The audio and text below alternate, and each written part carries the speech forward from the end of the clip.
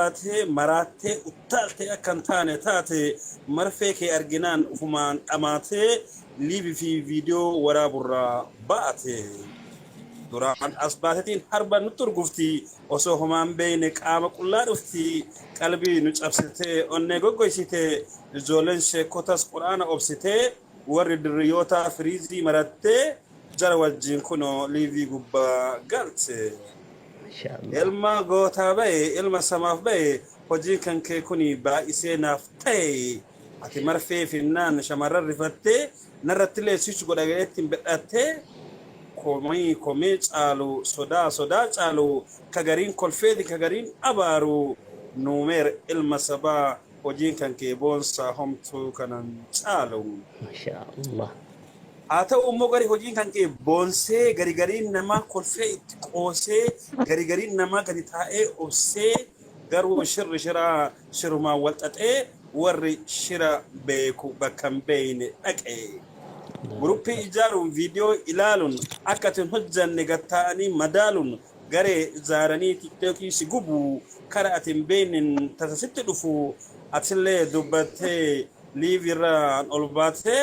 goota sabaaf uumame akkan taane taate tuktukii gubdanis kaayokoon gubdanii gara barbaadaniin deemtanii dhuftanis awwaraanuu dhiisu marfeen kafardoota isin gatteettanii yaa badaywaanota duraan obsa qabaa obsa koo fixadhe nama diini jibbu baay'ate birdhadhe kunnaa hin taane an amma sittin dhiisu du'e dhaba malee gattaa'ellee hin ciisu marfee waraanuun kan koo itti fufaa sababadhaa qabaa fooloodhaan naa dhufa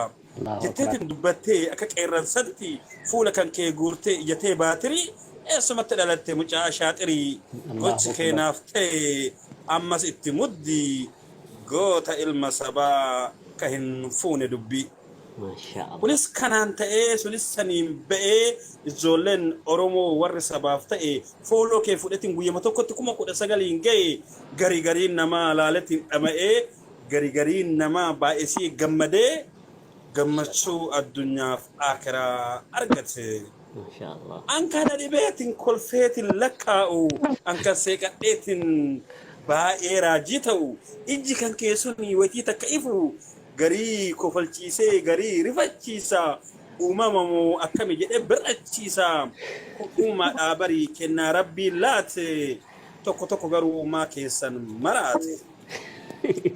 rabbiin namaa qooda adda beeka fi wallaalas rabbii gudda argaa atiin kuni garuu mucaa ajaa'ibaa new generation jechi kee na dhibaa eessumatti yaadde sammuu kee keessatti amballeessuu qaba quuftuu dubartii jara qofaa miti jira warri dhiiraa warri surree jilbaan ciru hedduu islaa ammallee kasba'ee shaggee nutti faarsu ka quraana rabbii kanarraa balleessee ummata dhamaasu hundaan dhiisu jettee gaafachiis baate kanamni abdatus yoom tasumaa irraa tarte qaroo fi qaroolee ijoollee oromoo warra oromoodhaaf gadi taa'ee mormu warra hin qabne shakkii warra qabu abdii warra oromootaaf taa'ee falmatu warra oromootaadhaaf abdii guddaa laasu fakkeenya yoo fudhe caaltu fi naasiriin ijoollee bareedduu keessan ashaaxirii irratti hojjatte odoon sodaatinii jabaadho ammallee ijjisin nyaatini kan kee hin xumuru gochi kan kee galaana hojiin kan kee boonsa paartii lamaffatti baana marfee kan kee gattee hin barbaadu kana gogaan hin waraanu rakkisaadha anaaf amma dubbiin cimaan ka qalbii namaa jiisu ka quraana fuudhee addunyaaf gadhiisu namoota rakkataa qalbiin isaa goyde gulukoosii hidhaaf yoo rabbiin sodaate tana bira tarraan dubbiin isaa hamtu yeroo ati jettee gocha kee jijjiirtu taa'ee si madaalee natti taate raajii mee natti hin aarinii xiqqoma aslaafi ija kan keessanis anatti bobaasi tibaasi